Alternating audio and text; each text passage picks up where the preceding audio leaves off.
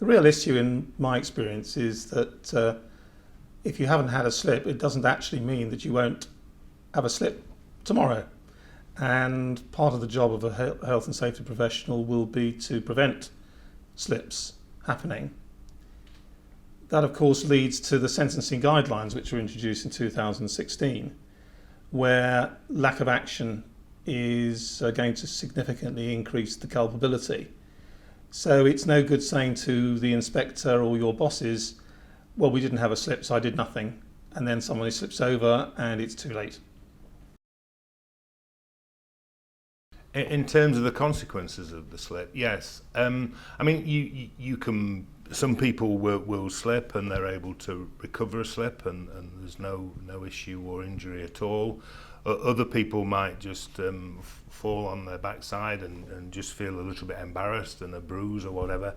At the other end of the scale, you might smack the back of your head or your back, and you could be seriously injured. And really, the difference between those is very often just luck.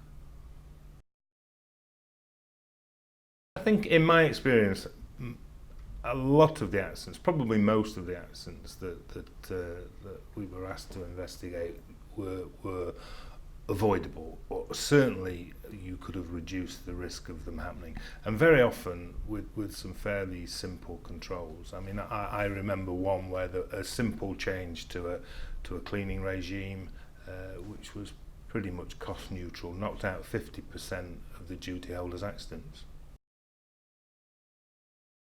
One of the things we encounter a lot on site visits is clients being overwhelmed by the challenge of testing large floor areas, and of course the advice is that you don't have to test every single floor in every area.